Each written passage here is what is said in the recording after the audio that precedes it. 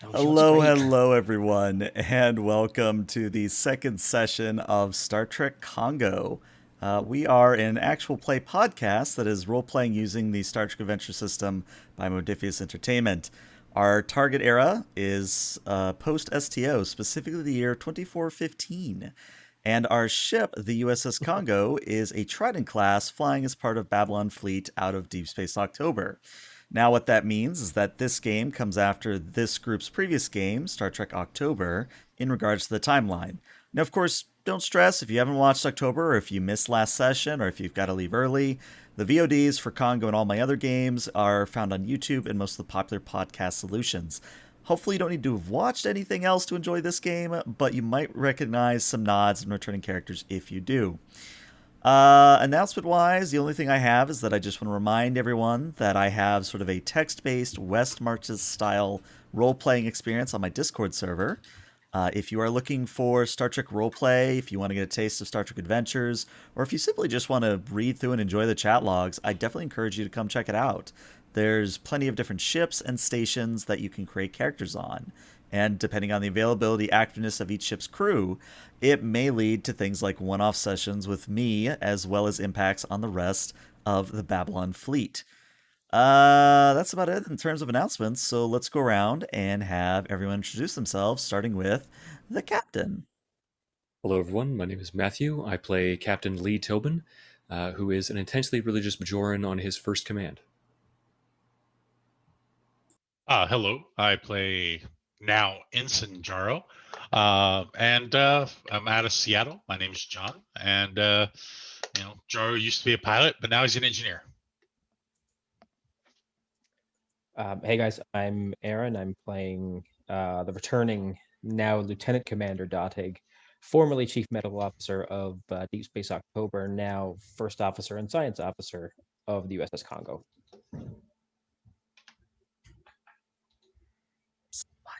Is it me? Yeah. Sorry. Hi, I'm Wani. I play the Chief Medical Officer, Dr. Alel, the Denobulan, and you can find me on Twitch at Doc Wani. Hey everybody, I'm Dag. I am the Liberated Borg 5s, Lieutenant 5s, and if you want to talk about anything having to do with Borg or Star Trek, hit me up at Trek Nexus. And if you don't know me by now, I'm ELH the Game Master, and we're just going to jump right into play. But before we actually start, I believe Alel has an opening log. So Alel, if you would take it away. Absolutely. Chief Medical Officer's log supplemental. Well, here we go again. It would seem as though on her first mission, the Kongo has come across some kind of extremely dangerous, extremely large, extremely hidden, and extremely confusing wildlife preserve. Before I outline my concerns, perhaps I'll ideate on the significance of this discovery. This preserve is constructed on what can only be described as an Alderson Disk, a structure similar in concept and scale to a Dyson sphere, only like a big donut. At first, we were hesitant to approach for obvious reason that it was artificially constructed, but we were pulled in by a tractor beam of sorts while we tried to decode a mystery signal coming from probes we had sent in ourselves. We are able to observe a number of abnormally large life forms with characteristics that suggest a reptilian genome. The first variety are bipedal, 120 meters tall, 180 meters in length, including their tail, and sensors estimate their density coming in at a whopping 60,000 tons. Rather stocky, in my opinion, but fascinating nonetheless. The second variety is much smaller, at about 99 meters tall, 200 meters across, and near 2,000 meters in length, including its tentacles. It's extremely light at just under 200 tons, quite the opposite of its counterpart. Oh, and it's currently traveling at us at Mach 9 whilst displaying a sort of bioluminescent signal we've meant to decode. That means danger, vacate the area. We've also applied that decoding technique to the first signal and revealed the message, welcome to the best zoo in the galaxy. It seems this zoo can't make up its mind, or the preserve has been contaminated somehow. I'll of course need a full bioatmospheric scan completed before I can allow crew off the ship without EV suits. End log. Doc, Nice. do you always record your logs right here on the bridge? Yeah, you never know when you're going to need to record the last moments before we burn and crash. I'm taking care of that scan for you now, by the way. Thank you, Lieutenant Commander. I appreciate that. Doctor, we're going to have a conversation about this when we're not in mortal peril. Uh, sure, sir.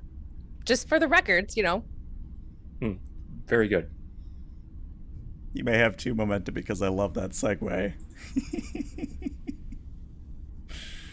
But yeah, the situation as it unfolds is you all are currently hovering above the surface, really the not quite middle, but not quite low atmosphere of the disk surface. And you have 2 large beings that are on your radar. So Watney already described one of the types, but I'm going to very briefly just go over the 2 in detail for those who may not have caught the last description in last session. So the first one that we need to cover is the bipedal one, the one that is not flying. And it is a creature with an exoskeleton-like armored skin. It has 2 half skulls on its shoulders and a long black forked tail. It has red eyes, a skeletal face, and long spikes along the top of its head. And in general, it kind of looks like, well, as Watney said, as Alel said, it is reptilian in design. Not quite Godzilla, but something similar. Now, the other one, the one that's flying towards you all, is still bipedal, but definitely different in design. Specifically, it has 2-hooved legs, it has retractable sword-like arms, and it has a head that resembles a pointed seashell.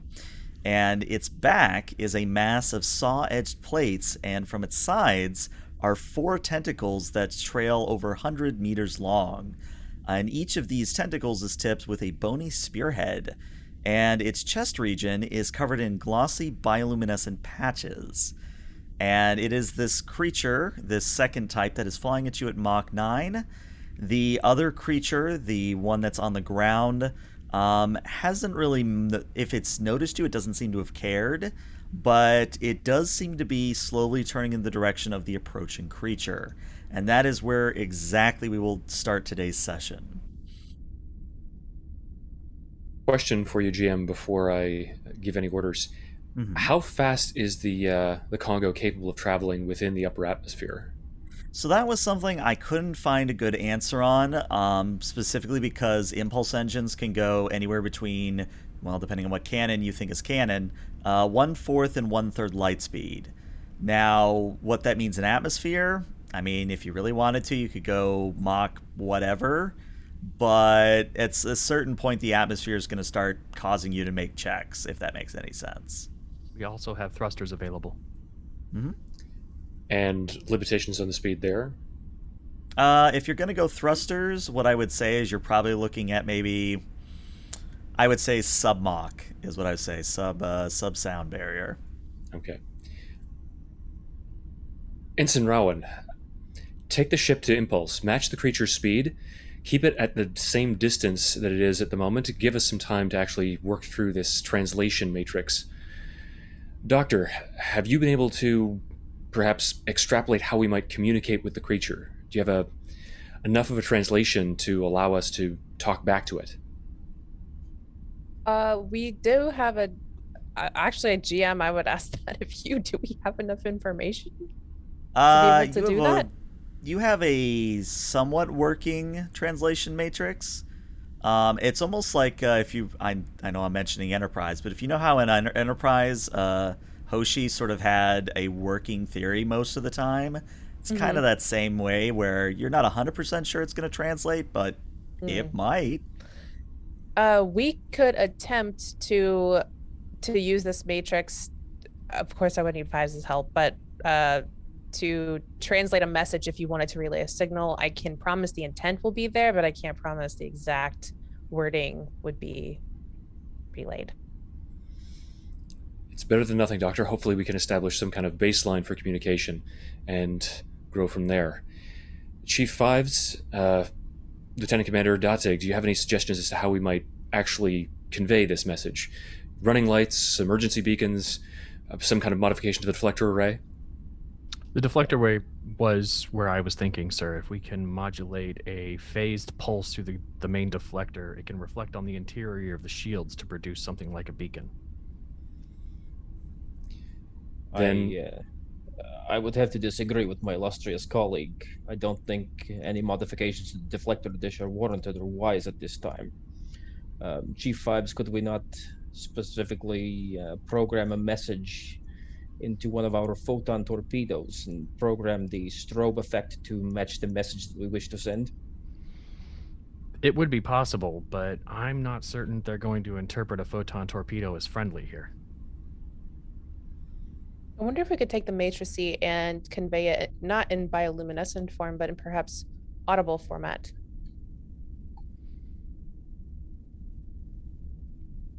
Well, whatever the case, as you debate options, the Kongo does angle away from its quote-unquote landing position and begins soaring across the treetops.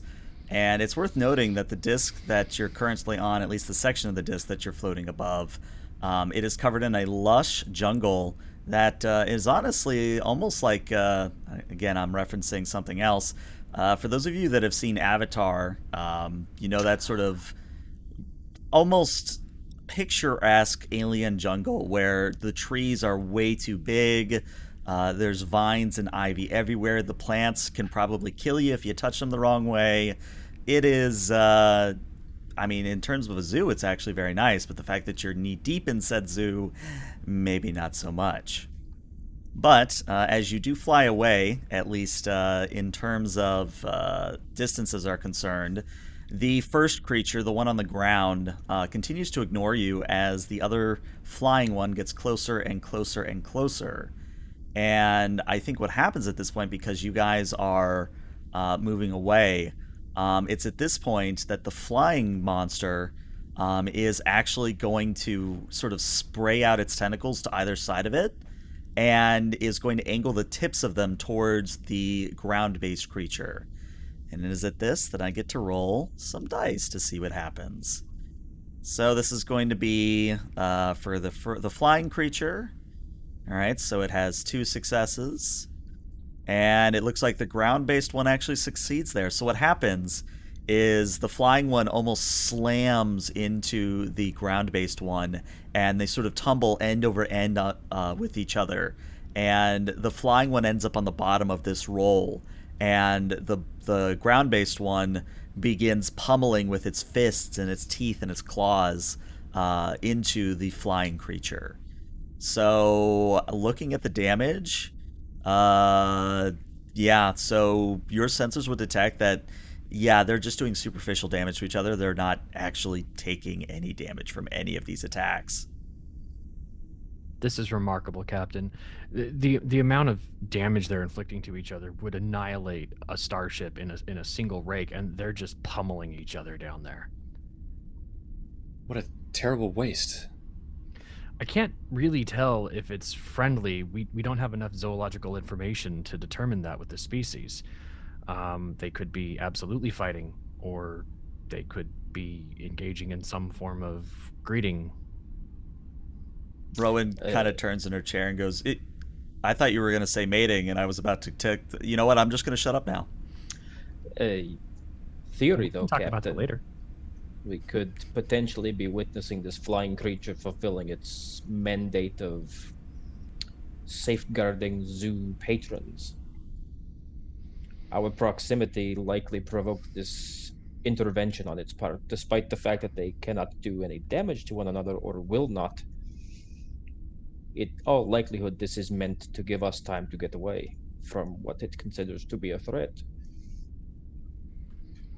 These creatures do seemingly only have a rudimentary form of intelligence, but... Fives, is there any way that we can determine a level of phaser setting that could disrupt them, perhaps force them away without causing them actual injury? I'm positive I can calculate that, sir. However, again, weapons fire may not be interpreted as friendly, and if one of them was to safeguard the visitors to said zoo, it surely would safeguard the animals. Nonetheless, I'd like you to attempt to make a scan and calibrate the phasers appropriately. If we do have to defend ourselves, I'd rather do so without actually causing permanent damage to any of these creatures. Aye, sir. And I will run whatever ELH tells me to do here. All right. Well, first thing, before we do that task, I'm going to roll for the creatures again. And just so I don't have to keep saying the flying one and the ground one, let's say that the flying one is a type 2, the ground one is a type 1. So that way we know a type 2 and a type 1. So I'm going to roll for type 1 first, another 2 successes, and then type 2. Okay, so what happens this time, again, the Kongo's flying away further and further and further. And as you do so, what happens is the type 2, the flying one, is, again, just locked to the ground. And the ground-based one, the type 1, sort of reels back, and you think for a moment it's going to come down with like a Kirk punch to the face. But instead, the quote-unquote eye sockets of the skulls on its shoulders begin to glow. And then a massive energy blast, not unlike a disruptor, fires from these skulls and pierces the shell, chitin, exoskeleton, whatever you want to call it, of the Type 2, dealing a significant amount of damage, visual damage, to this creature. Gojira. So let me see. So it has resistance of that. It did that much damage. So that should be a total of this much damage. I can math today. All right. Does such an energy output put out any kind of displacement wave within the atmosphere that would affect the ship and appear on sensors? Not in a way that would affect the Kongo, but you would be able to detect fives that this is on a disruptor level. So these creatures are apparently able to fire like warbird level shots. Sir, that blast had the energy reading of an entire phaser array for a Dederidex Romulan warbird. I can see why this creature was attempting to warn us away. Dr. Alel, can you determine anything about the level of injury that creature has sustained? Is it going to survive? Let me attempt, sir. All right. I haven't forgot about you fives, but let's resolve this first. And don't worry, Jaro, your time to shine is coming. So, Alel, I would like you to roll me a, let's say, a reason in medicine, and the Kongo will assist you with a sensors in medicine. Difficulty of 1. Xenobiology. Xenobiology would most definitely apply. All right, that's already 3 successes. Very nice. And See Kongo, if the ship gets you any someone doing more. Sorry, say again? that? Is Who has someone the doing ship? the ship? I've got a chart up. I don't think we know what you were asking for, though. Was it a Sensors Oh, medicine. sensors medicine. sensors medicine? Okay. All right, so it's a total of 4 successes, which means you get 3 momentum back. Okay. And what I would say, Alel, is that one of those hits, the creature will probably be fine. 2 or more, it's starting to look a little bit dicey. 3 or more, you're going to have to call it sooner or later. 4 or more, yeah, it's dead. It's okay for now, Captain, but if it takes another 3 or 4 of those, it's gone. Thank you, Doctor. Fives, Lieutenant Commander, belay that order. Try to work on that translation matrix. Let's see if we can convince them to break apart. Aye, sir. And Rowan turns and says, should we pipe in Jaro for this one? I mean, his work on the translation matrix initially, but sorry, sir, I probably am speaking out of turn. And Lee will tap his comm badge. Well, not exactly looking at Rowan with a little bit of frustration for speaking out of turn, but it seems like it's more directed inwards at himself for having failed to recognize that obvious point, because he's become so fixated on the creatures themselves. Ensign Jaro, Captain? we're attempting to develop a communication matrix by which we can converse with these creatures, try to break up the fight that you're no doubt aware is transpiring. I'd like you to liaise with Dr. Alel, Commander Datig, and Chief Fives. This is the light patterns. That's correct. I'm sure I can rig something up with all the different running lights with on the ship. Make it so. Jaro's going to start basically using the external lights for the Kongo. Okay. So the way this is going to work, actually, no, before we do this extended task, let's do Fives thing before I forget it again. So Fives, you're looking to basically modulate the phasers or find a way to injure the creature, correct? Yes, determine, and now that we have some evidence of what kind of disruptor power it would take to do that, we can correlate that with the ship's capabilities. Got it. All right, so I want you to roll me a insight and a security, difficulty of 2. And if I'm using ship's sensors, would I get a bonus on that? This actually isn't using the sensors, it's just you doing the roll. Okay, and energy weapons or shipboard tactical systems? I'd give you both. I'll take both. And we do have quite a few momentum. Yeah. So I would say, unfortunately, with only the one success, you're not really able to get what you're after, unfortunately. Also, you do have to leave temporarily for what, 9 minutes from now? 8 minutes from now? That is correct. Okay. I will find a way to keep you otherwise preoccupied. But let's do an extended task here. So the way this extended task is going to work is we are going to keep track of intervals here. And what this means is that every attempt you make is going to give the creatures 2 attacks. So you would have to spend momentum to bring that down to 1 attack. And again, you're sort of risking the, if I do this, is the creature going to get further harmed? If I do this, are they going to kill each other? So it's kind of a race against time, as it were. And as far as extended tasks go, it's honestly not that bad. It only is going to be a magnitude 4, difficulty 4, work track of 14, and a resistance of 1. So it's honestly not that bad. But in terms of tasks that you're doing, if it's Jaro that's doing the task or assisting, it's going to be a daring engineering. If it's Dotig doing the assist, it's daring science. If it's Fives, daring security. And as you can probably guess, Alel is daring medicine. Could I argue that I used a direct task by ordering him to use that plan that he had suggested?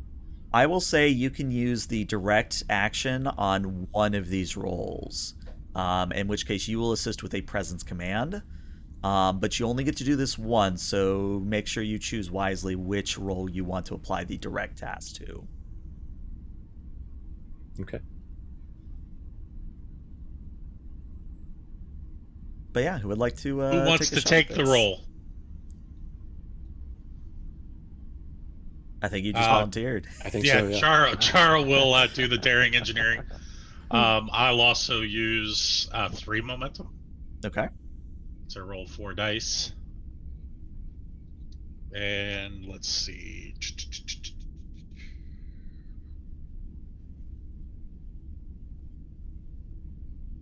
Yeah, I don't think I have a focus.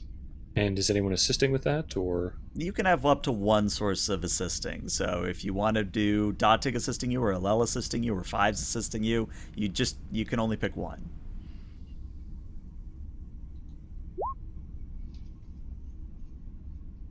All right, well, that's 3 already. Can you I'll get go the for 4th? it. Daring security? Daring security. Survey And says... when we do assist, it's only 1 die, right? Correct. Yep. Do focuses count? They do.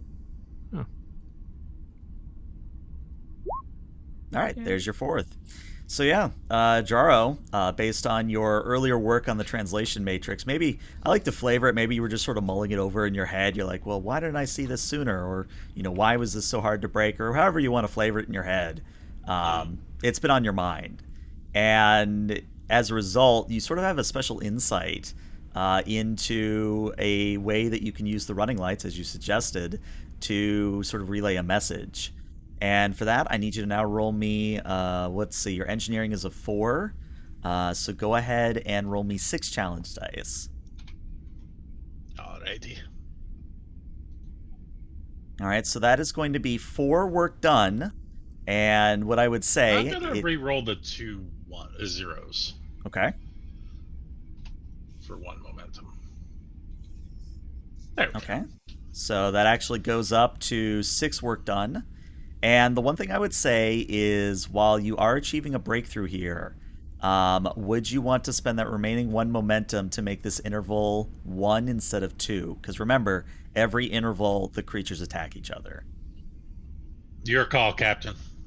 I would suggest that we do that, but Okay. All right, done.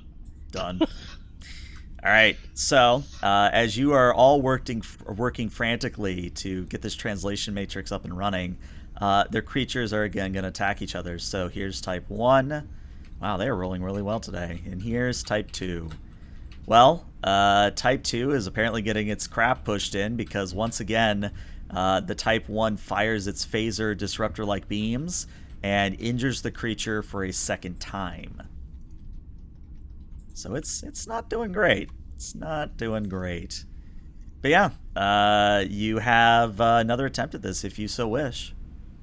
So this time, Jaro's going to think to himself that there's a unique life form down there, and we are doing our best to save something that's really unique, and we'll spend determination with the value of what would Jonna do. I love it. And if I may, I'd like to use a direct task here to order him to circumvent the Isolinear backups on deck 12, as we've noticed that they have been less efficient than the primary systems. So drawing on my engineering background. Yeah, I love it. I love it. And only using 2 dice. Remember, you could give me threat. I know I could. You know what? Let's go ahead and give you the 3 threat. 3 threat. Okay. 2 threat. What is it? I have quite a few talents that will help you here in terms of advisor, letting you reroll a die. So yeah, we'll give you the threat for 1 extra die. Got it. And don't worry, Fives, I know exactly what that complicates. And we'll re-roll the 1 die there with the direct task. Yeah, probably a good thing. All right, there's your 3. All right, so yeah, roll me another. Yeah, so that's 5 total successes. Right, 5 total because of determination. So you get 2 momentum back, and yeah, go ahead and roll me your challenge die, the 6 challenge die, to see how much work you get done, and then I'll flavor your result. Damn! All right. And I will say Oh, that with my talent, each of those effects counts as 2. Oh, you have time management. Not time management, but coordinated efforts. Ooh, even better. Well, in that case, I think what happens here is if I have my math right, yeah, you complete this extended task in 1 go, because it's 5, so that's 1 magnitude.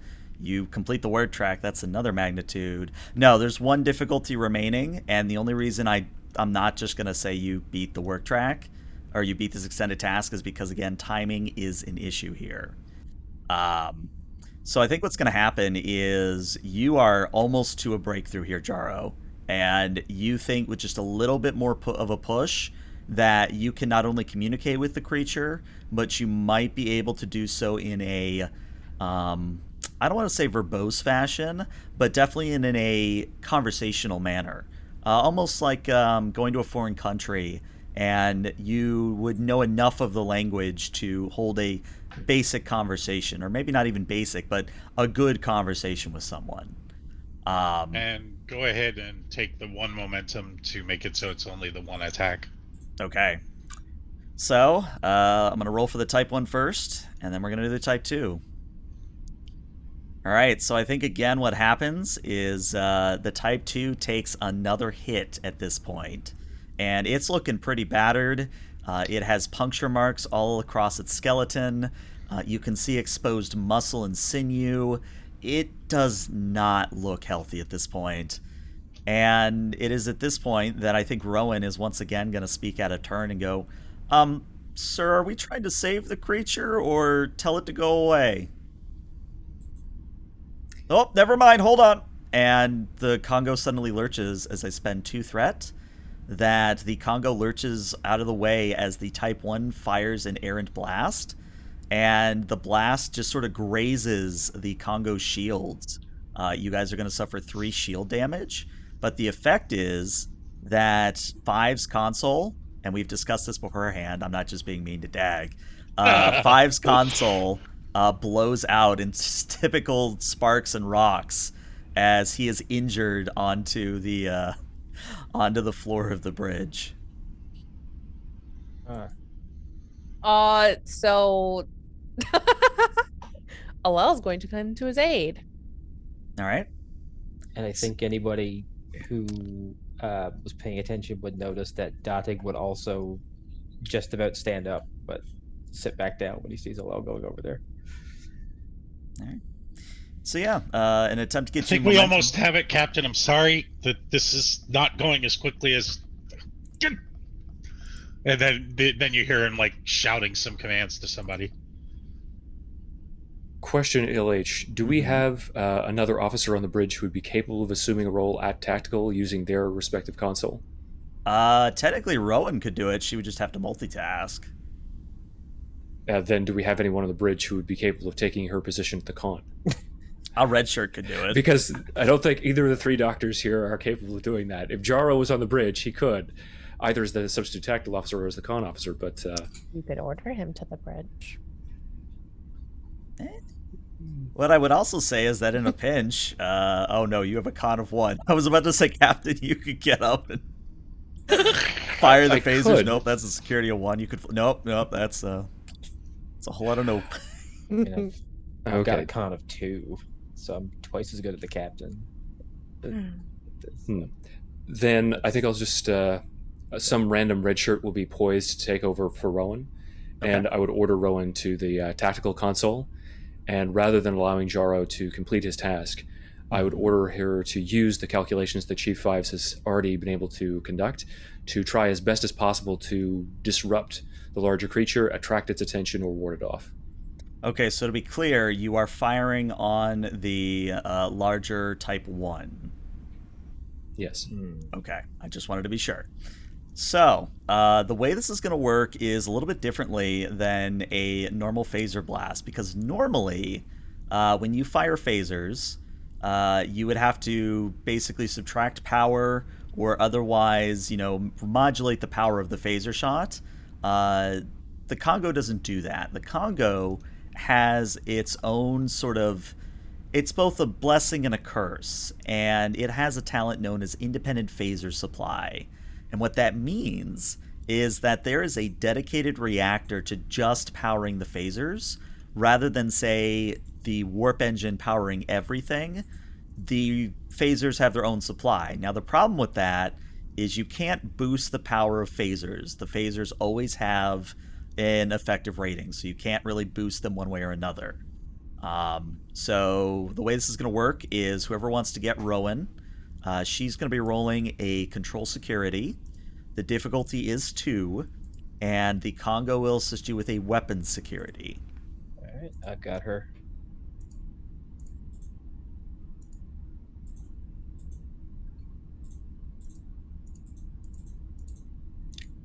You want to take a momentum for that as well?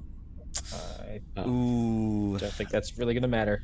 Yeah, with no successes for Rowan, I think what happens is she vaults over the railing to get to the tactical station, and she starts typing in configurations. She goes, damn, why the hell is it configured for Borg? And you all see a phaser shot fire far off to the left of the Type 1. Just a...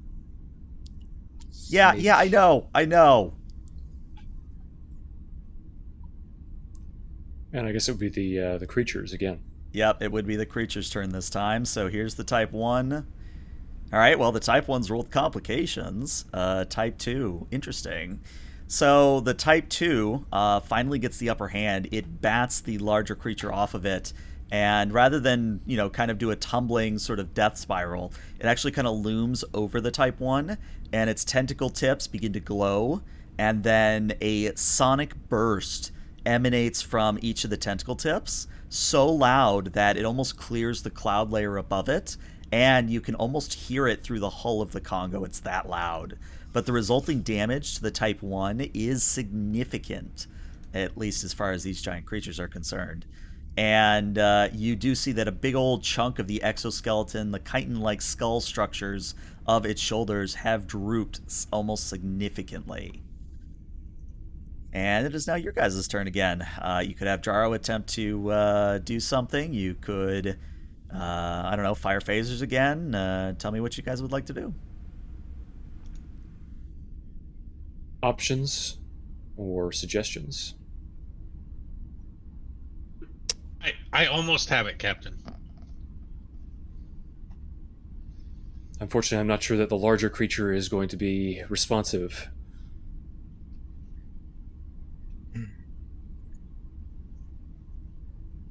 What Lieutenant can we Commander? Can we analyze the sonic frequency that emanated from the Type 2 and try and recreate that? You certainly can.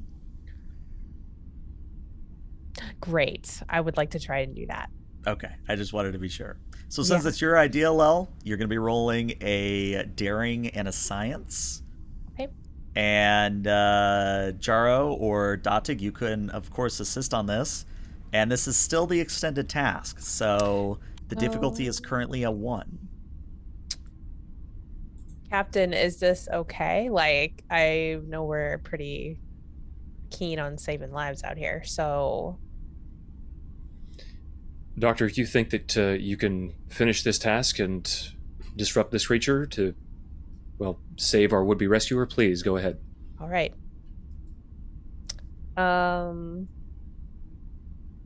Alternative medicine?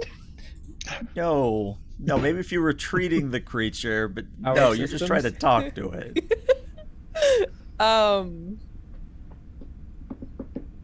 Okay, never mind. I don't think I have Xenobiology? anything. I would give you xenobiology. Okay, I'll do xenobiology. Can I aid her? Sure. How you doing it?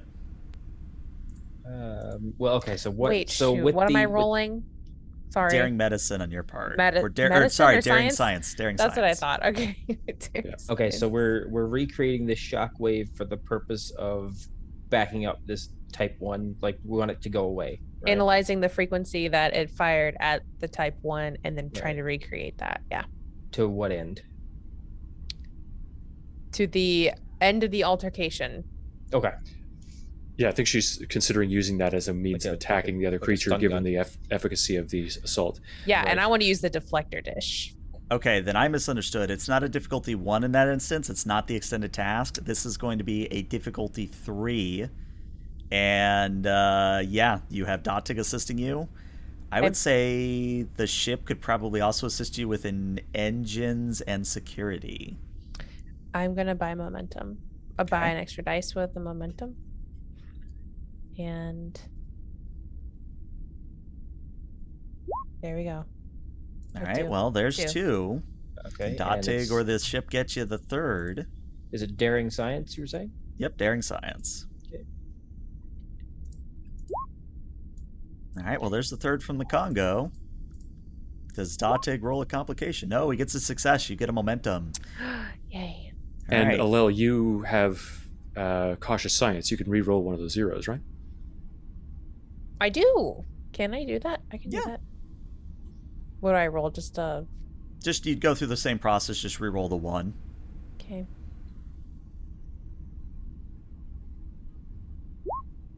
All right, so you're up to 5, and that means you get 2 momentum back.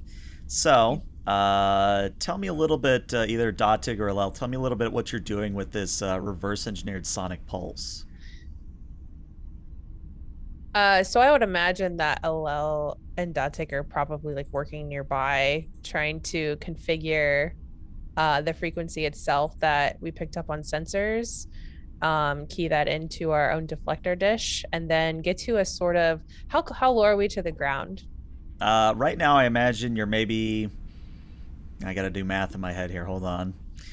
You're maybe about 20 stories up, so you're actually fairly close to the surface. Okay, cool. So it's not like we're far enough away to where nothing is going to hear it. Correct. Okay, so and then I would ask the con to get in position for us to fire the frequency from the deflector dish. Date, do you have anything to add? Yes, if we're able to match the life form's harmonic resonance, we may be able to disrupt its nervous system briefly, enough to incapacitate it.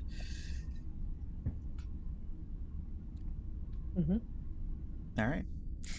So, I believe at this point we now have to do a very interesting roll, and I'm debating who to give this to, because on one hand, I think it's a security roll because it's firing something, so it should be a security and therefore Rowan's job. But it also is the brainchild of Dotig and Alel, so I'm thinking maybe it's some form of like science attack. But if it's deflector dish, found it in the deflector dish, couldn't Jaro do it? Jaro, yeah. If you want to interrupt Jaro, yeah. Now that I think about it, I think that actually works really well. If you have Jaro do it, so you just have to tell Jaro what it is you want him to do. Jaro, I'm relaying the signal frequency to you. If you could fire from your side of things. Yeah, he gets on it and fires away. All right, so this is going to be a daring engineering on your part, Jaro. Actually, let's make it control engineering because you are just firing a quote-unquote phaser. So control engineering, and then weapons engineering for the ship. I'll use one momentum. Okay. And I have Starship weapon systems. Definitely would apply. Difficulty on this is a 3. Alrighty. There's 3. There's your 3. Does the ship get you any more with its weapons engineering? You have that, Aaron, or? I can. Yep. No, it's okay. I've got it then. Okay. All right, it gets you a 4th. That brings your momentum right back to you. And yeah, the way it works, Jaro, is you have one of 2 options here. You can either simply stun the creature, meaning it's out of combat for this scene, or you can deal actual damage to it and roll challenge dice. Entirely up to you. Stun? Okay. Stun, because it's what Jana would do. Fair enough. So what happens is, what I like to imagine is the deflector begins to spool up and glow with this almost translucent yet still visible blue light, and a beam fires out from the deflector dish of the Kongo and impacts the Type 1, and a deafening sort of sonic screech comes from this beam, and the Type 1 immediately reels and otherwise stumbles back and falls to its back and sort of remains twitching on the ground. It's stunned, not dead. And at this attack, the Type 2 ceases its attack and begins flashing a pattern of lights at you all. So before Lee even worries about that, he is going to turn to Dr. Alel. Excellent work, Doctor, both of you. And Jaro, please express my appreciation to your staff. The modulations were carried out with, well, marvelous efficiency. Get back to trying to finish the communications systems. And Jaro, it's right then that an ensign comes up to you and goes, sir, we finished the modifications. I think we're ready. Awesome. Thank you. We're ready, Captain. Excellent work.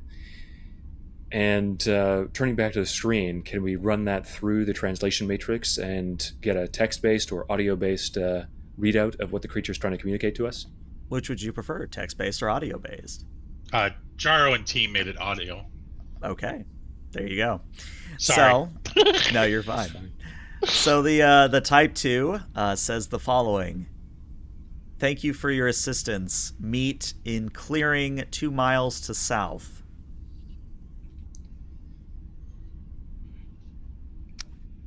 Send a message to it indicating our acknowledgement. And Roan reports, message sent, sir. Do you want me to take the helm again, or should I stay here? Or? Please do. Doctor, how is Lieutenant Fives? How is he? You can make something up because until Dag comes back, he is out of commission. Okay. Sir. He's rebooting. Yeah, his circuitry seems to have suffered a little bit, but nothing that Jaro, I'm sure, can't fix. I think he'll be okay. He's just out of it. I suspect that there's some kind of neuroelectric feedback in his cortical implant. As I understand his course of treatment, that's been a bit of an issue for him. Could you please call a medical team and have them escort him to sick bay, where he can recover? Sir, I'll make sure he's under supervision. Thank you, Doctor. And Ensign Rowan, set a course for the rendezvous coordinates. Yes, sir. All right. It's a relatively actually quick flight over to this clearing. Just give me one moment to grab the tokens, because apparently I didn't save them on this map. There we go. And we have the Kongo. And we go to the clearing. All right. So the clearing, if you could even call it a clearing, is actually more just a dense thicket that simply has a small landing zone in front of it. Now, when I say small landing zone, I mean on a cosmic scale. It could easily fit probably a Galaxy-class starship in this clearing. But what that means is the Kongo has no trouble flying in and quote-unquote landing or hovering, whichever you would prefer. But once you settle down into this clearing and get a look at your surroundings, you're once again seeing the idyllic nature of this planet firsthand. Specifically, the dense underbrush and the lush greenery around you is sort of pockmarked by bioluminescent tree trunks that have been splintered in half to reveal these glowing veins within. There is a river that comes from a cascading waterfall to the west as it sort of skirts the edge of this clearing and goes deeper into the forest. There are bioluminescent glowing mushrooms that are easily the size of, say, a dump truck back on Earth. So these are very large mushrooms. And you're also seeing little hints of wildlife on a smaller scale, something more like seagull size, like avian creatures. You're seeing a few fish jumping out of the water. In general, it is quite lovely, or at least I like to think of it that way. But once you settle down and you sort of wait for the creature to come in, after maybe a few moments, the creature unceremoniously drops it from the sky and slams into the ground, skidding up to the edge of the water before it comes to a stop. Quick question. Were we able to scan the environment outside and there's nothing dangerous in the atmosphere? Yeah, we handled that last time, but as a reminder, it is a Class M, and as far as you can tell, no biological contaminants. Okay. Okay. Dr. Allel, can you open communications with it?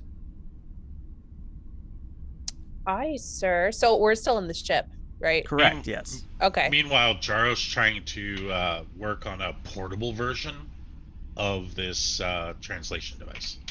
I mean, what I would say on that, Jaro, if you want to spend that 2 momentum you've got, you can have it. All right, done.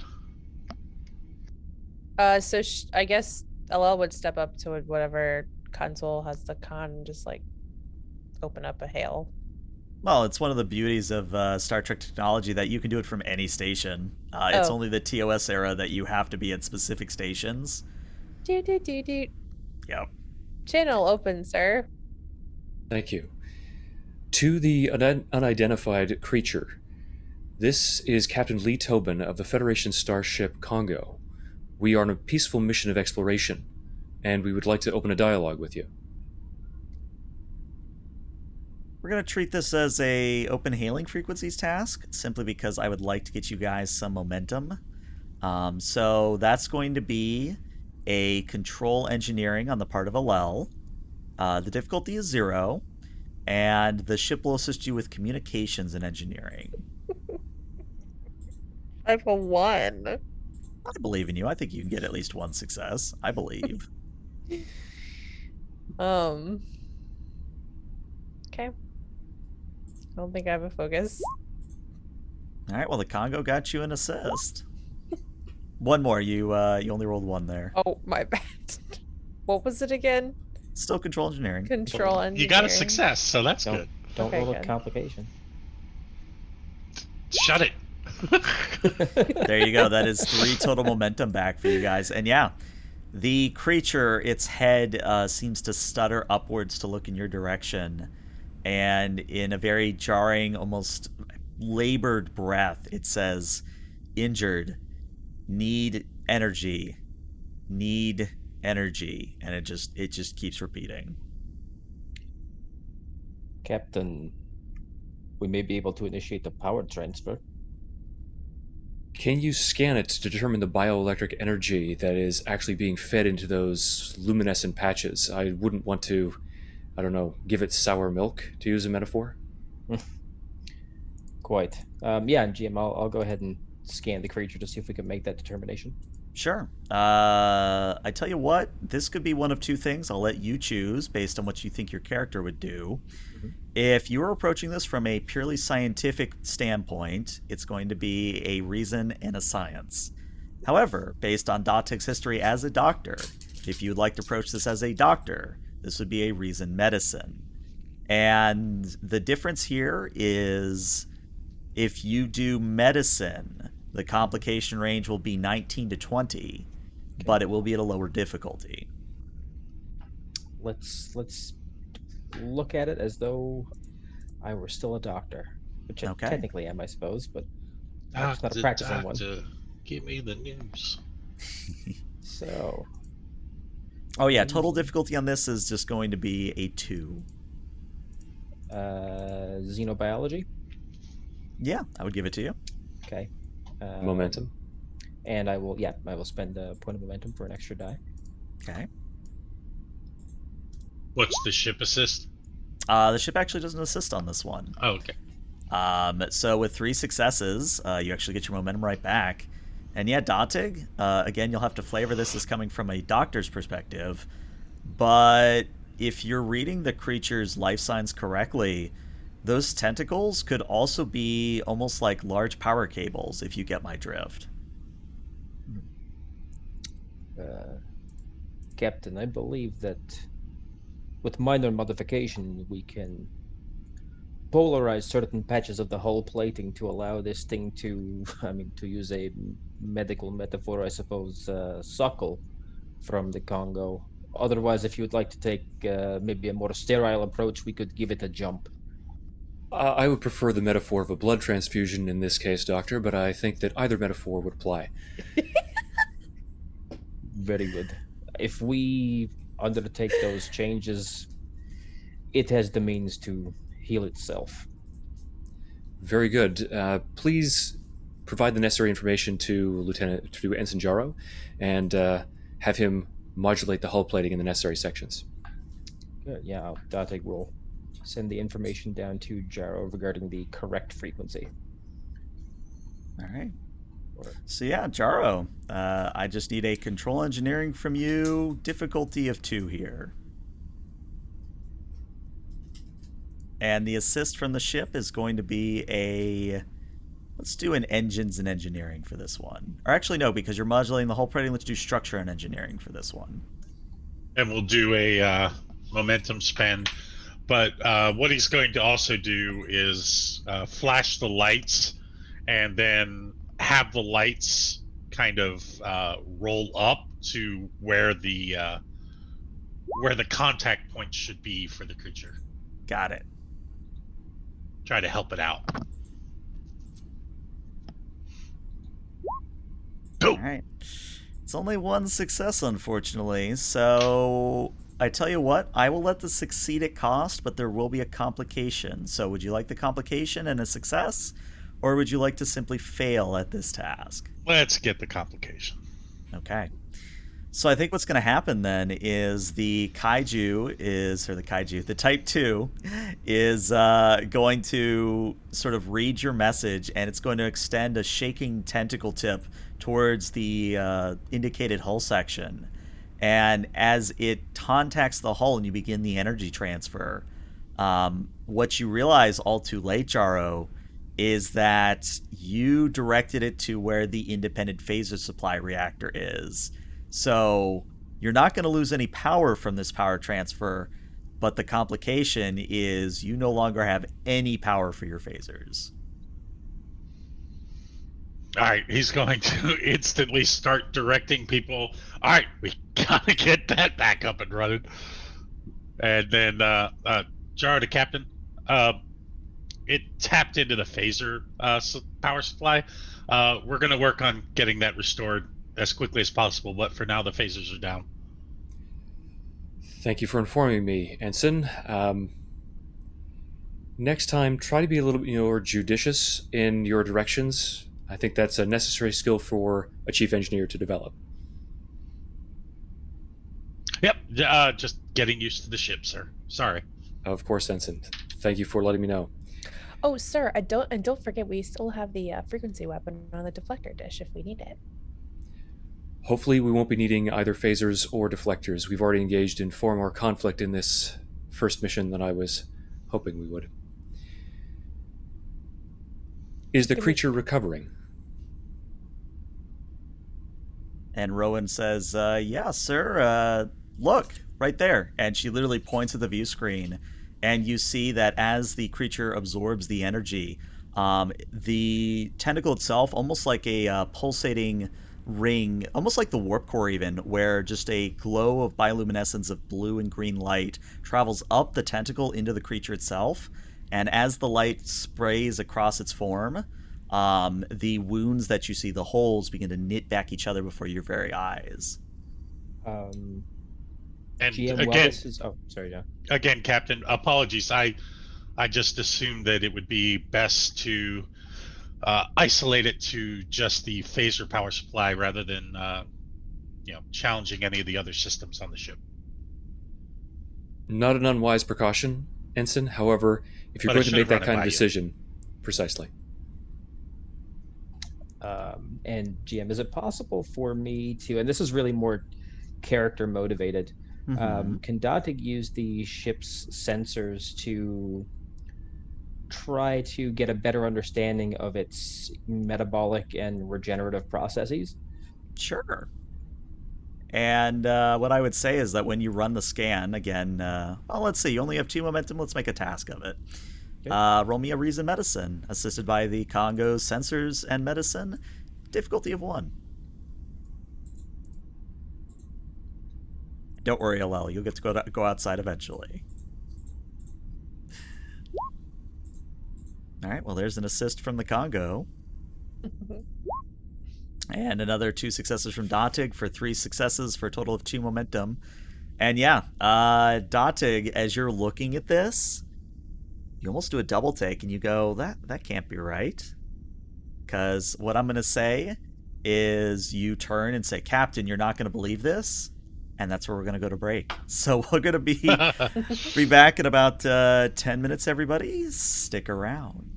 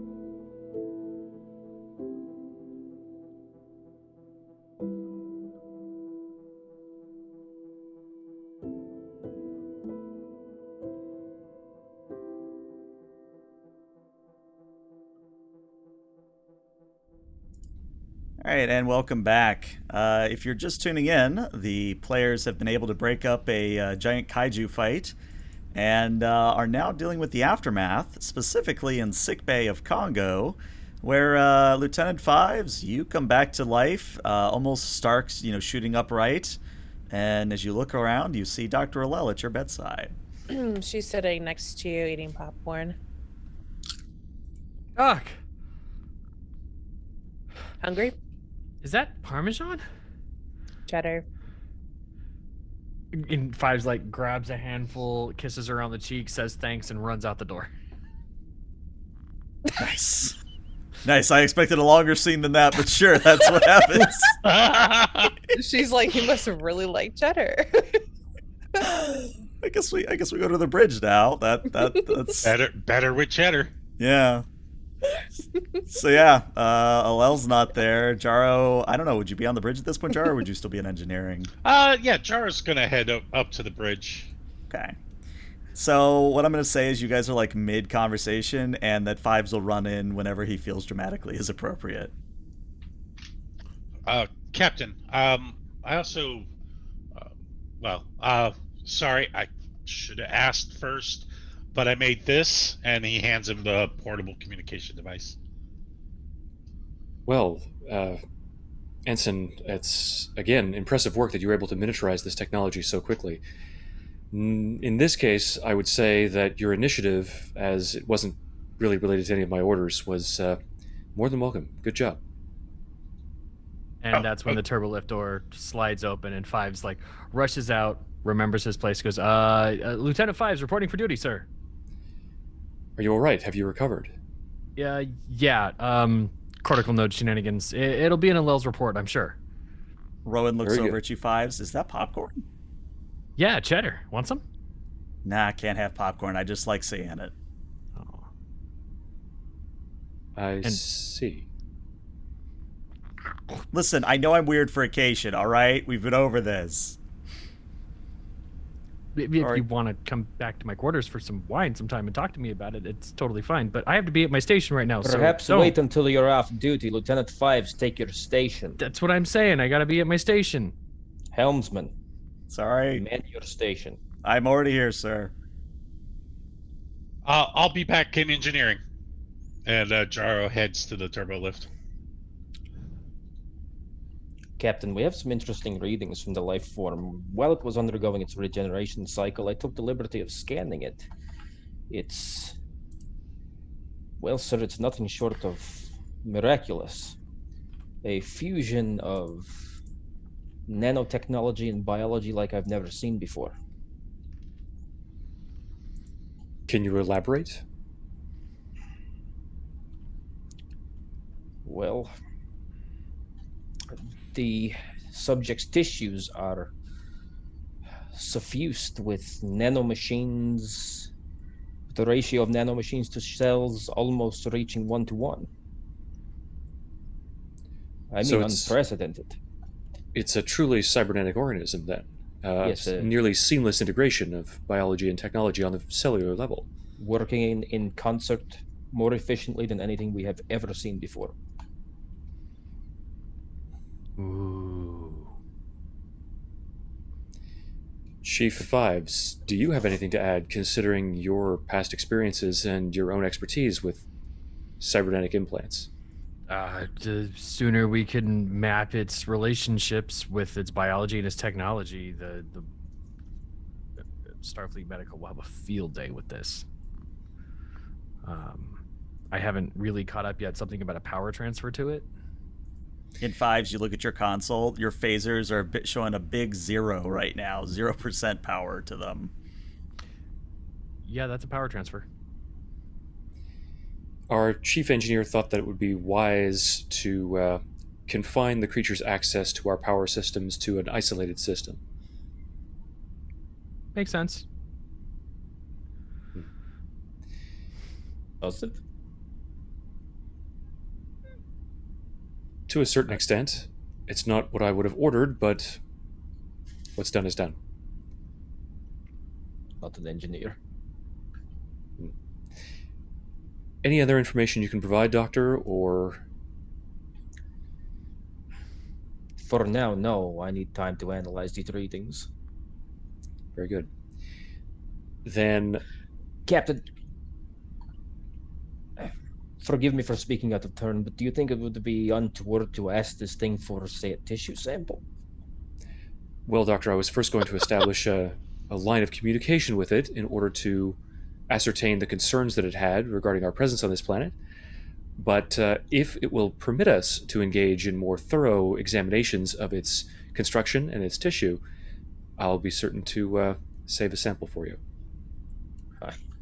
I would be in your debt. As a matter of fact, I would even be willing to give you a co-author credit on my next paper. It's right about then, interrupting your conversation, that bridge station begins chirping, and Rowan taps and goes, okay, sir, it's sending us a message. And she puts it over the speakers, and the creature says, healing almost complete, sending last data transmission. And I'm going to give this to Fives. Fives, I'm going to give you this handout, and you can determine what you want to do with it. Let's see. There you go. You should now see Disk Log 1 underneath your handouts. Sir, there's a data feed coming in that apparently has some kind of record of activity happening on the station. I'm trying to put it in linear order. The timestamps are all jumbled here. Let's see. There was a breach in one of the habitats, and definitely something got out. They were trying to lock down per their normal protocols. Those protocols failed. They tried to initiate a quarantine. Obviously, the quarantine failed. They have tried to send a message of some kind, and then they were attacked by some alien vessel. And that is the end of the data stream. Can you localize the source of the data stream to some sort of command center or centralized location from which they were trying to affect these quarantines? Is there a command and control station? There is a data signal tag embedded in this fragment. Let me see if I can identify any latent frequencies still on broadcast in this area that match. Go ahead and roll me a Insight Security, difficulty of 2. The Kongo will assist you with a Computers and Security. Actually, you know what? Maybe Communications and Security, one we've never ever rolled in the history of all Star Trek adventures. But yeah, Communications and Security from the ship. All right, and observation on this? Yeah, I'd give you observation. And I will spend a momentum for a third dice. Okay.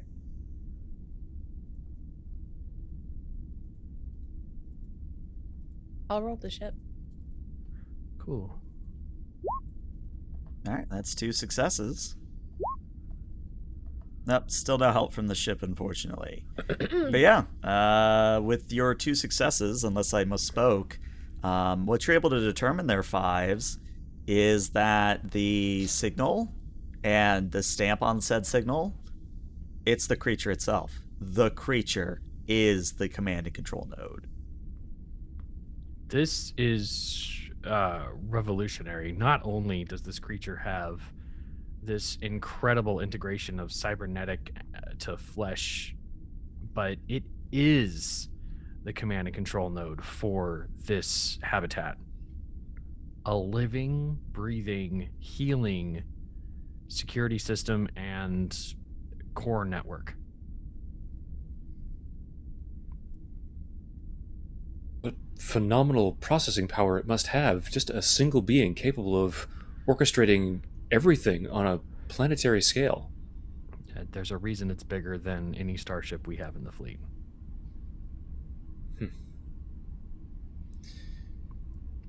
I bet these neurokinetics will probably indicate some kind of decentralized processing network contained perhaps in the limbs outside of its head. Or simply on a microscopic level, throughout its entire body is a kind of interconnected network between the various different nanomachines. Absolutely. Doctor, as we interact with it, I would like you to monitor its cellular structure as best as possible. Get as fine a scan as you can. of the nanotechnological interplay with its cellular structure.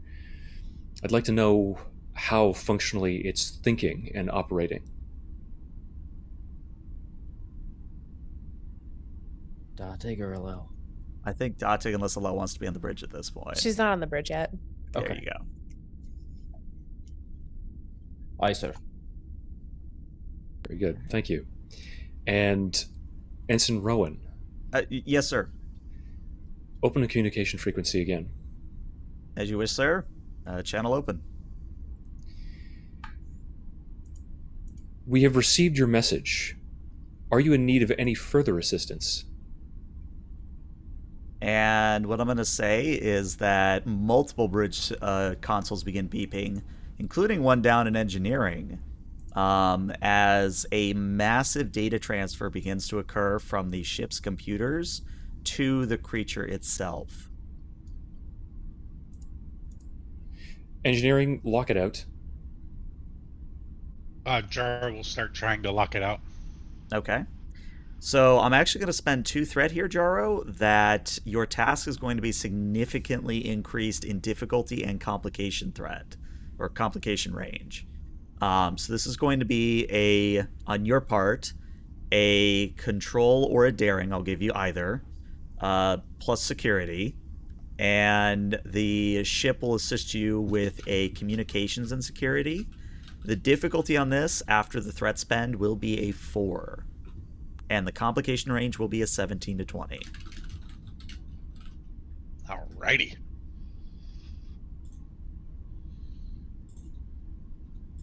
Looks like you have 3 momentum right now. I'm gonna spend 1. Okay.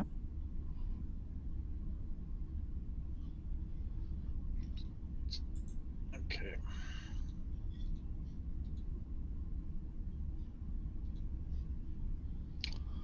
And I do not believe I have a... Yeah, I do not have a focus in this. Oh, Ooh. Well, maybe the ship can get you a crit. Again, it's comm security for the ship.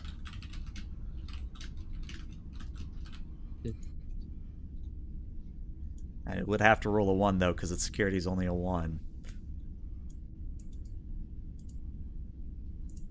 Has anyone called it for the ship? no. Sounds like you're volunteering. Mm-hmm.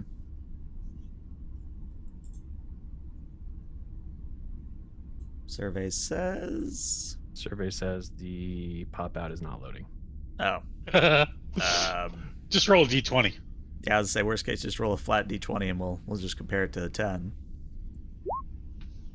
Yeah, with a 17, unfortunately, that's the second complication.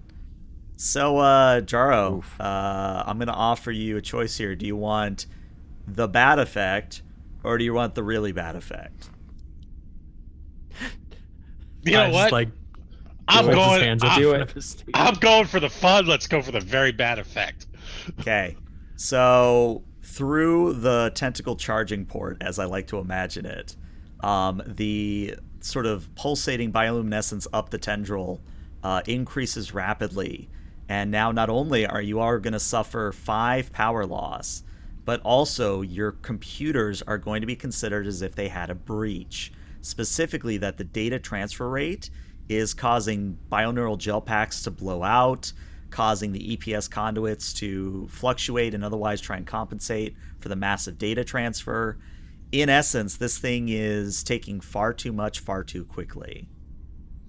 I'm sorry, Captain, but giving it access to the charging systems gave it access. I'll get back to you. 5s, depolarize the hull plating. Try to shake it loose. Aye, sir. And as that's going on, I would open hailing frequencies to the creatures.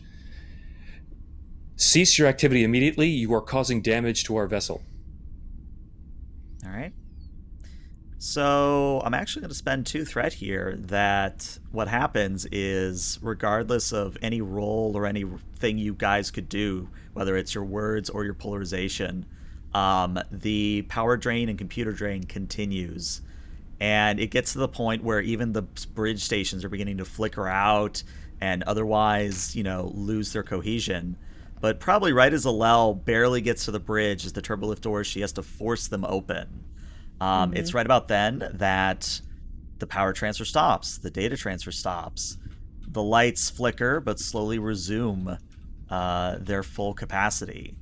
And over the communication link, the creature responds in a less halting tone, more conversational, more quote-unquote natural sounding. And it says, "Apologies, I needed to download your matrix and cultural database so that I might understand you better." I understand the desire to engage with a new species. However, in our culture, we would have preferred it if you had simply asked to be granted access to the necessary and relevant information. Well, you are at my facility, therefore anything that is on the surface of this facility is my purview. An interesting perspective, and again, one that we as a culture would not necessarily share. However, we are in your territory. If you would like us to depart, we will. And there's a moment of silence. And then it finally replies, "You have proven yourselves capable. I believe you might be capable of fixing a problem I have been unable to fix." And that would be? And it sort of points over at the waterfall, and that feeds into the river to the west, and says, "Beyond that waterfall, there is a control node that should enable me to reenact quarantine procedures. However, I am far too large to fit inside."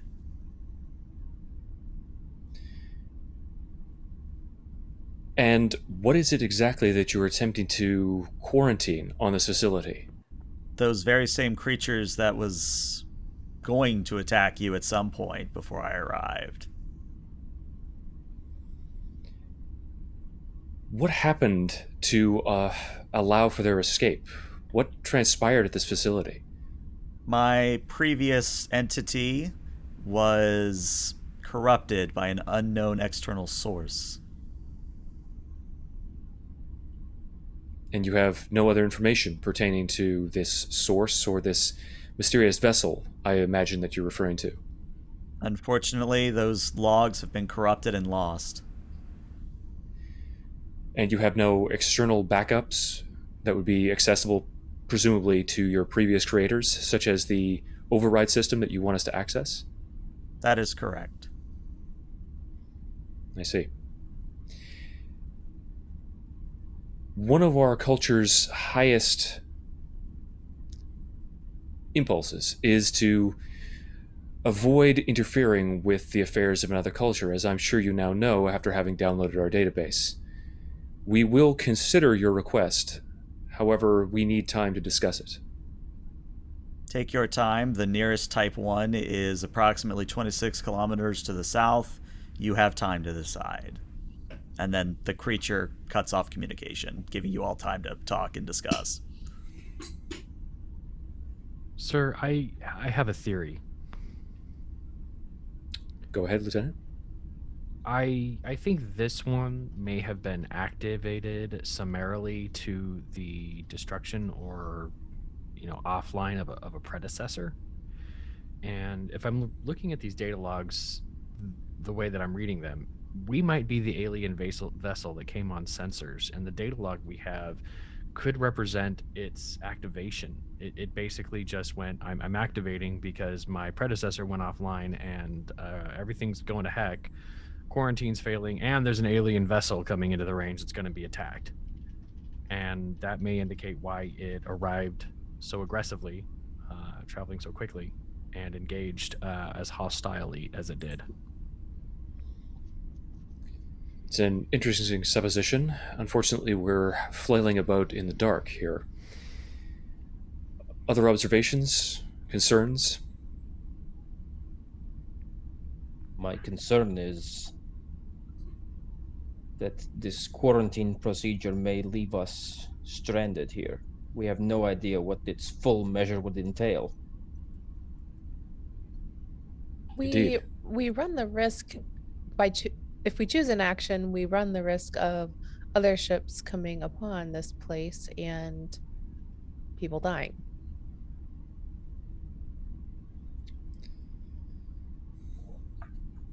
We could dispatch warning buoys on our way out.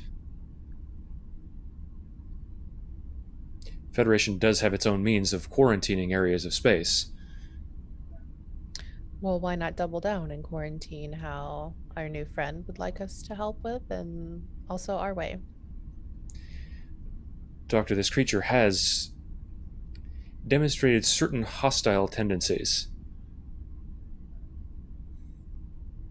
And I think Rowan at that actually speaks up and says, "Sir, are we talking about the same creature? It didn't attack us. The only thing that attacked us was the Type 1.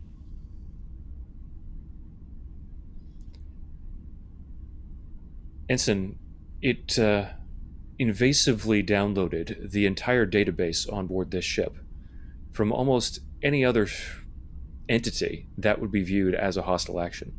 If a Romulan warbird decloaked and started trying to access all of the secured files on this ship, we would certainly be less than amenable to allowing them to do so.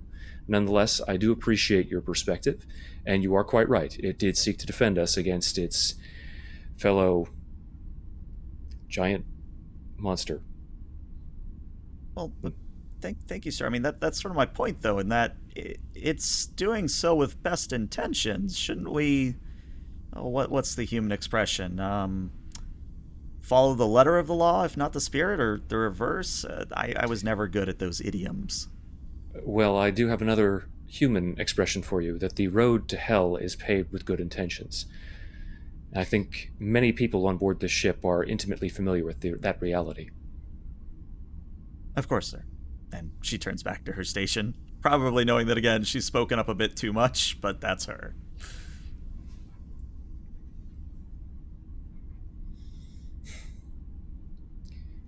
Other concerns or considerations, Lieutenant Commander?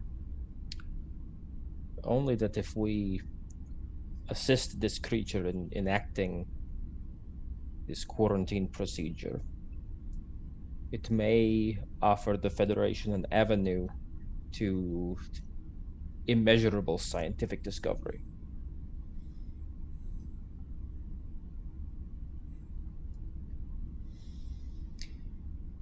Very good. Ensign Rowan, open a communication frequency to the creature. Yes, sir. Channel open. To the unnamed creature, we have determined that we are going to assist you. However, we do have a few questions about the nature of the quarantine that you are going to put into place. Again, there's a pause. And then right about the time you were thinking about repeating your message, it finally replies, "What is your questions? What are your questions?" You have indicated that you perceive us to be, in essence, your property, that we're under your dominion based on the fact that we have landed on your ring. If we implement the quarantine, will that still be in effect? Would we be trapped within it, just like the rest of your possessions? Your computers indicate you have faster than light travel. You will not be affected by the quarantine. And the nature of the quarantine itself, what will it do to the creatures on this installation or to the installation itself? To put it in rudimentary terms, based on what I have gleaned from your scientific database, it will transport this entire facility into null space, or a level of subspace manifold similar to null space. You have the ability to affect such a transport. Would that cause any damage to the residents of this facility? This facility's larger inhabitants will not survive the transition, but they are why quarantine has to be enacted in the first place. I see. I appreciate your candor. Is there no other option? No way to return them to some sort of safe stasis environment or the like? And then again, comfortable silence.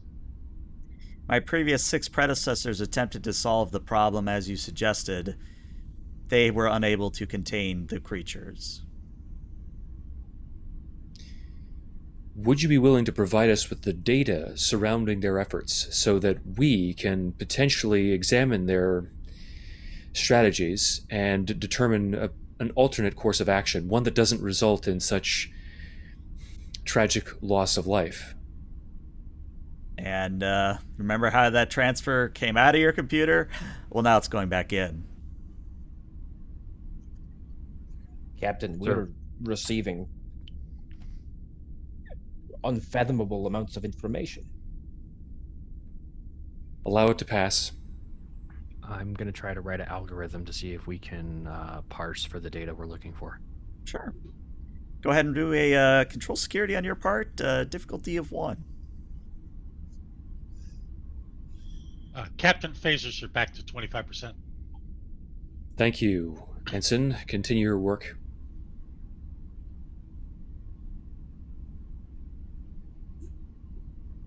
Control security, you said? Yep.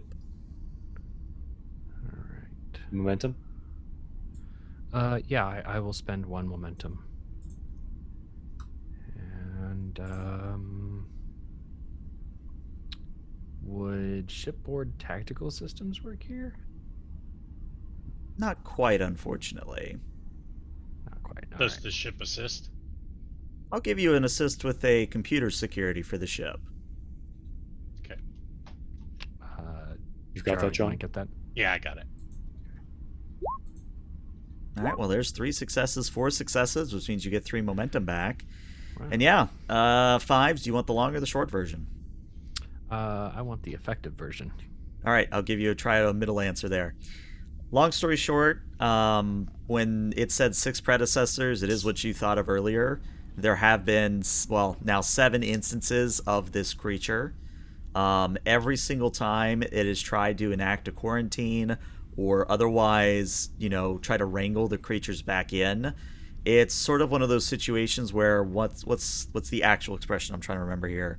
But I mean, it's not unlike Jurassic Park, where once the T-Rex is out of its cage, it's very hard to get the T-Rex back into the cage. Now multiply that T-Rex by 1,000, if not 100,000, and at a certain point, you just have to sort of cut your losses and realize that, yeah, there's no way of containing this thing short of loss of life. Can I use a momentum for obtain information? Sure. What would you like to know?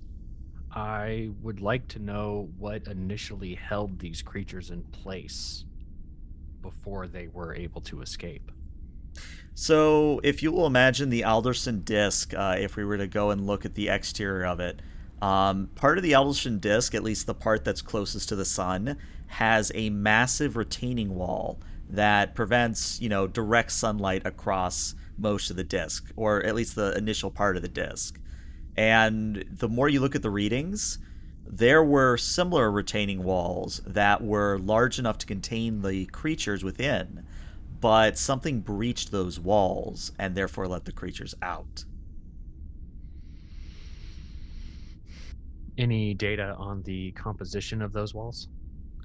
Let's just say they're somewhere on the magnitude of neutronium, but not neutronium. So we're talking maybe 1 magnitude less than neutronium.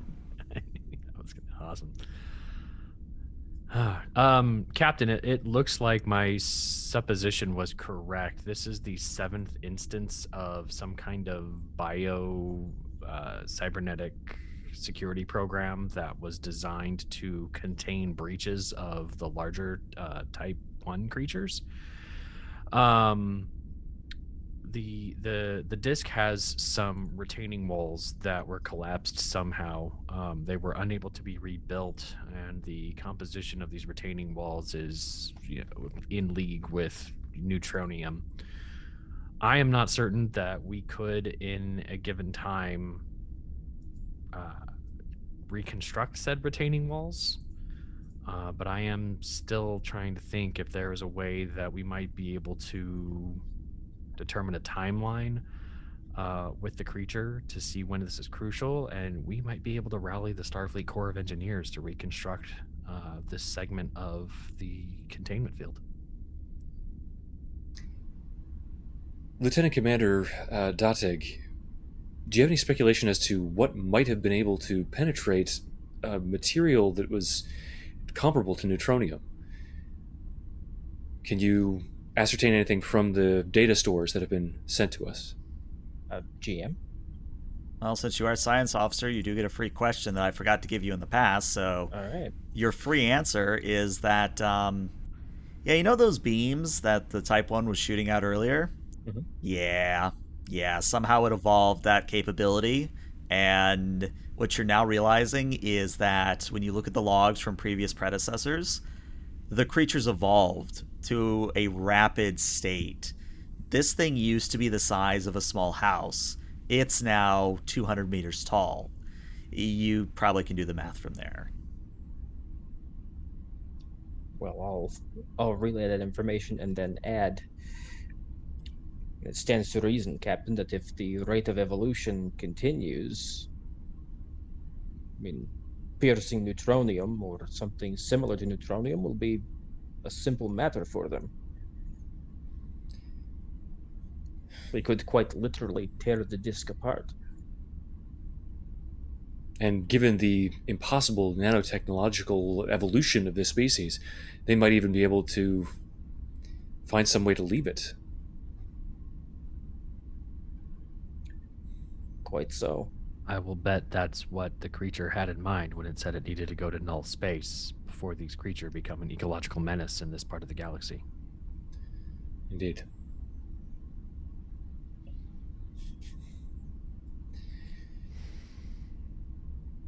Does anyone have any suggestions about alternative courses of action based on the data that we've seen?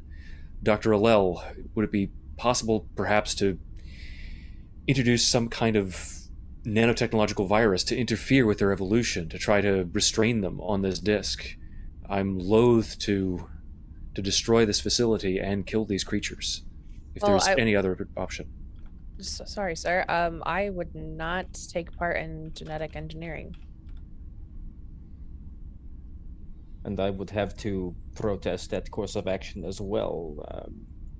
Designer viruses don't have a very good track record of remaining innocuous to those they are not meant to harm.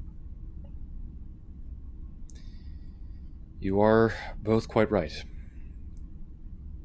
It is tempting, though, isn't it?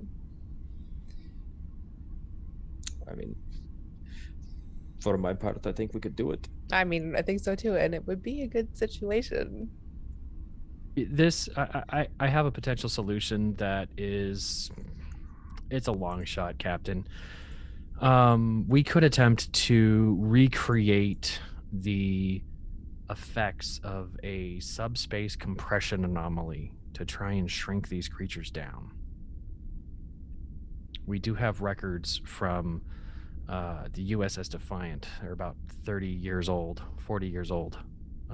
But they do indicate that... is it the one with the runabout? A subspace compress. You're familiar, Doctor. Nice. Oh, I love that Lieutenant story. Commander. Rowan actually turns and almost stands. She actually stands up very excited and says, Wait. So you want to shrink down the Type 1s, and then we just put them back in a cage, and... Okay, now I'm lost. They're evolving. How do we stop that? We could work in concert with our new ally. And realizing she's standing, making a fool out of herself, she abashedly sits back down. Captain, I said it's a long shot. I'm not even sure how we would be able to mimic the effects of the subspace compression. Actually, and Rowan speaks up very timidly this time, we do sort of have a wormhole generator aboard. Just saying.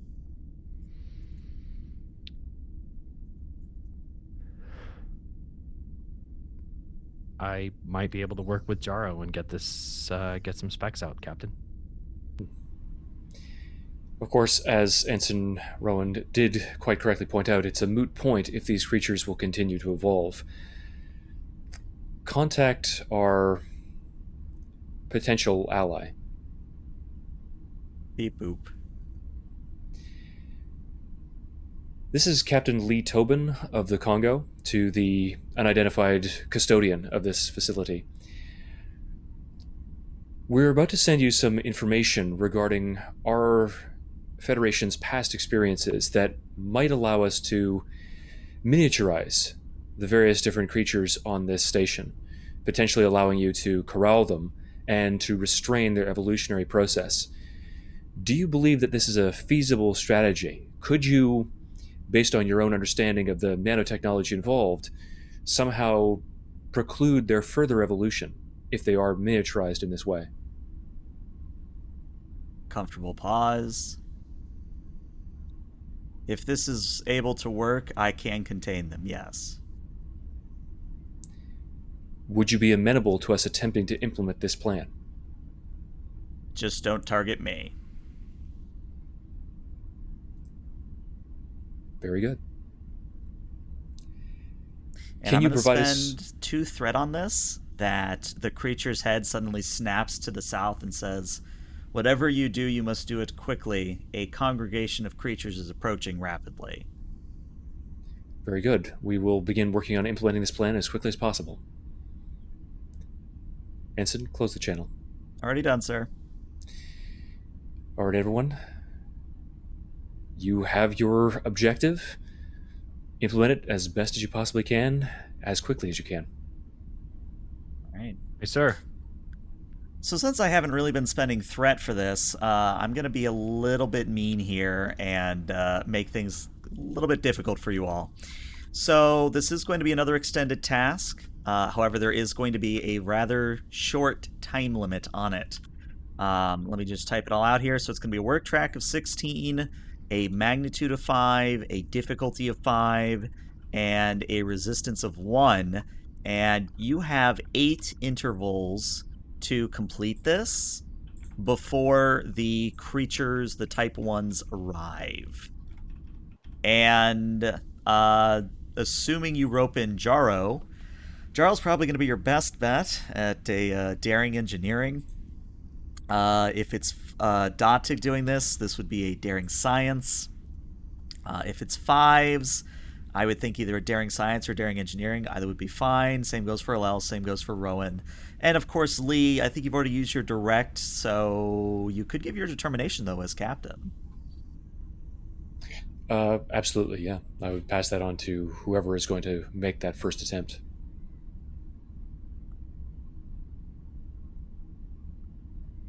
Well, don't step all up at once. This is Lieutenant Fives to Chief Jarro. Jarro, do you read me? Yeah. Hey, I'm gonna send you some specs. We're gonna try to do a Hail Mary here. Check out this idea of about a subspace compression anomaly. We want to be able to try and help this this giant type 1 creature thing. It's apparently it's a security program trying to quarantine the big bad guys, and what we need to do is we need to shrink them down in size so they can be recontained. The alternative is that we help this monster creature, what did the captain say? Custodian, destroy them all. All right. Yeah. I got your stuff. Oh God. Yeah. I can try. Now I can definitely reroute power and transfer any kind of resources you need from the bridge. But I think you're gonna have to be at the controls for this one. Yeah. I'm getting out of this damn. Yeah, I'll be. Yeah.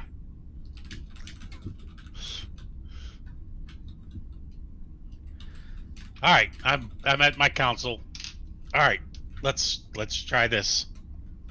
All right, so before you roll, one very important rule I'm also going to institute here.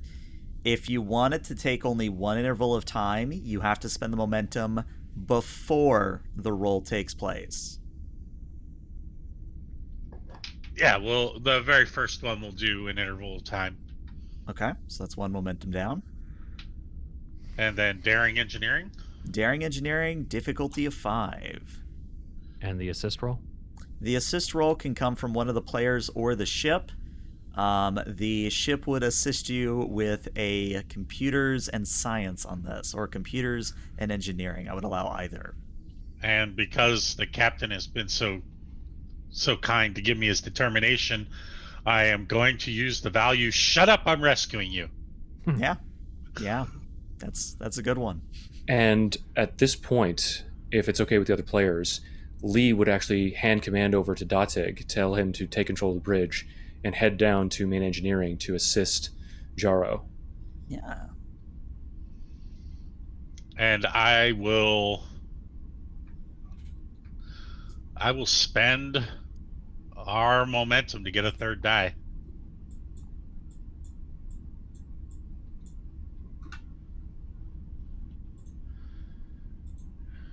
And focus wise, yeah, nope, I don't think I've got one. And GM, you said that's computers and science for the Congo to assist. Or engineering. I'd allow either. Actually, no. Looking at your focuses, Jaro, I would give you starship construction or warp field technology, Okay. because this is a unique method of, technology that has been built into the ship. Okay, awesome. And All right. just in terms of the assist, I'm going to try to sell you on something here. Even though Lee recognizes that this is Jaro's domain, he would like to assist by way of coordinating the various different engineering teams, given that he knows that Jaro is actually new as sort of being a commander of a section or department like this. So could I sell you on using my presence and engineering rather That was than... actually what I was going to suggest, yes. So when the captain comes down, Jaro's uniform has a couple tears in it, and he is dirty. His hair is all disheveled. It looks like he's been running around like a chicken with his head cut off. Ensign, are you all right? Yeah, that's just trying to get a lot of things done at one time, sir. Still working on the phaser. Yeah, and now, okay. Ensign, Yeah, we got this. Ensign, look at me for a moment. You do have this. You're fine. You know what you're doing. I know how you've saved Deep Space October on numerous occasions. You can do this. Focus on your work. I've got you supported. Thanks, sir, and sorry about earlier. And we'll talk about it over a drink. And with that, he will roll. All right. Well, that's already 6 successes, which is a good sign. 7. Very nice. 7, 8, 9 successes. Nice. So you get 4 momentum back, and go ahead and roll me those 6 challenge die. Let's see how well you do. And we'll re-roll 3 of them. Those zeros. Yeah. All right, so if I understand correctly, because Lee is assisting you, those effects count as basically vicious? Mm-hmm. Yes. Okay, so that is a total of 7, 8. Resistance of 1 brings it down and to is there a way to spend momentum to help with that? It is, you can spend 1 momentum for 1 more work. And it's a 1-to-1 ratio, and you can spend as much momentum as you like. But you are over the 5 threshold, which means the magnitude and the difficulty is going to go down from that. All right, we're good then. Okay. So Jaro, you begin doing the massive amount of computation and rewiring to get your micro wormhole generator on the Kongo to even approach doing what you are trying to do. And as you do so, Lee, you are able to coordinate the chaos that is engineering in such a way that you're making good progress. You have a working theory. You just need to run some simulations and otherwise, put theory into practice. So that's the first interval of time. So you have 7 more intervals in which to get this done. Sir, I think I can... Well, it would take me too long to explain, but I think I have an idea. Creating an oscillating subspace. We just need this for a little bit, right? Yes, that is true. Okay. All right. So I'm just gonna boost the powers. I have a way to get this done a little bit quicker, and he's going to use jury rig Okay. to reduce the difficulty by 2 for the next roll. Mm-hmm. Engineering, and I'll roll 4 dice total, so that's 3 of our momentum, and we do spend a momentum for the time as well. So that's all 4.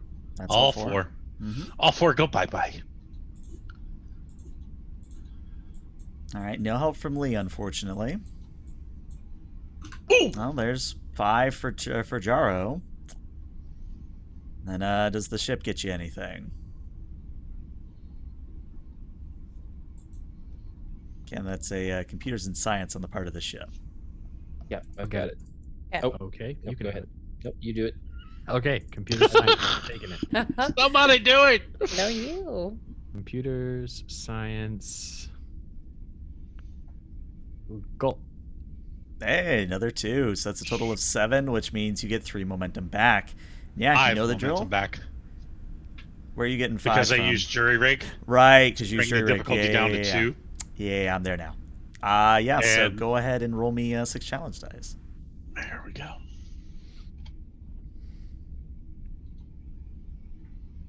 All I right, don't think that there's a is- reason to re-roll the 1. No, I don't. All right, so that is 7, 8, 9. 9 reduced to 8. So that is Wow. 14 out of 16 work done. And I can spend 2 momentum to get the last 2 done. Yes, but that would only bring it down to a difficulty of 2. But it would basically mean that if you rolled 5 or more work on your next attempt, you would complete it significantly, yes. Yeah, we'll do that. Okay. So yeah, all you really need to do at this point then is more or less just make sure the power flows are correct and that the micro wormhole generator has time to spool up. But you think you can do this. In fact, you think you can do it far before the creatures get here. We should still spend the 1. What do you think? Yeah. For the interval? Yeah. And I'll spend 1 for the roll. Okay. Are we doing a ship's computer science with that? Yep, one more time. And the difficulty now is 2. Difficulty is now 2, correct. Then, in character, Lee would actually take Jaro aside for a moment and say, "Ensign, you don't need me anymore. You've got this." If you're sure, sir. I am. It was nice to return to an engineering section, but my place is on the bridge. This is yours. All right, so let's get that ship assist to see if we can get momentum. Yep. And you do. You get 1 momentum back. And yeah, all you have to do is not roll all zeros. That's literally all you have. Yeah, you're fine. So yeah, what happens, Jaro? And I'll spend 1 momentum Mhm. to make it last for 2 scenes. Okay, important note. That's what I was going to ask. So yeah, Jaro, you think you're done. You just need somebody on the bridge to push the button. 5s, give it a go. I'm here. Got it. All right. So we sort of go to an exterior shot of the ring where you guys are like down here. But as a bunch of the Type 1s begin approaching you, what happens is we see a wormhole, some sort of beam being generated from the Kongo's deflector beam, this time a red-hued one. And this red-hued beam goes into the atmosphere, the high atmosphere of the planet, or the ring world, I should say. And what happens is it does so over the creatures, and immediately you guys see on sensors and visually that the creatures begin to shrink and shrink and shrink some more and even more. How far do you want to go down? Based on That's the a- data up that to we fives. Atomically. based on the data that we were fed from the Type 2, Chihuahua. we would like to shrink it more or less to the same size. Okay. I don't want them to be as tall as a house, please. Could we get slightly smaller than that? Let's go like 1/3 that size at most. Let's make them pot-bellied pig size, so then we can market them as pets. So about the size of an Orion. Does everyone on the ship measure in everything other than the metric system? Are 3 washing machines tall. Captain, recommend we open communication with the custodian and determine what it would prefer in terms of the size reduction. No, sir. Just let it know that we are doing our part, and it can proceed with its procedures, security procedures. And actually, a console begins beeping, and Rowan says, it's hailing us. On audio? Your approach to this situation is novel. I will use the pylons to implement it immediately across the Disk world. At this point, I must ask you to leave the facility. Please come back in approximately 2 years of your time. The zoo will be open again. Understood. Until such time, we will place warning beacons around this nebula to ward off any potential intruders. And the custodian, as you've named him, sort of bobs its head, and it leaps up into the air and starts to soar towards the group of Type 1s, leaving the Kongo time to angle up towards the stars and exit the disk into the nebula beyond. And I tell you what, that's where we'll end today's session. Nice. So yeah, Star Trek ending. So yeah, Dag, I'm glad you caught on what I was throwing down. Like, I don't know if you did it on purpose or not, but the whole point was to use the micro wormhole generator to compress them down. I would say that using the micro wormhole generator was somebody else's idea. I was just trying to think outside the box. If we couldn't contain them as big as they are, let's shrink them down. And Star Trek has an episode that does that, and it was cool to call back to it. Exactly, and it was one of those things where I didn't mind like giving you the idea, in character, because you made most of the progress to the idea. I just needed to give you the push. You did a great job. Mm-hmm. Yeah. So yeah, what'd you guys think? Did you enjoy your first little foray as the Kongo crew? You're gonna put a mushroom forest in front of us and not let us go play in it? That was beyond the captain, not on Yes. me. Let's be clear here. I tried to work it in there when I said there might be something inside the facility, but we were running at about half an hour left in terms of the game time. That's fine. And I didn't want to kill all these creatures. We'll need another mushroom forest at some point, please. You have to wait until season Maybe- 2 for the genocide. Maybe one where we get shrunk down in a regular forest with a lot of mushrooms, so it looks like a mushroom forest from our perspective. And we've got to. I mean, that's certainly one way to do it. It was fun. Cool. All right, well, YouTube, this is where we say goodbye, but Twitch, stick around for a little bit longer because we're going to rate this one, but bye, YouTube.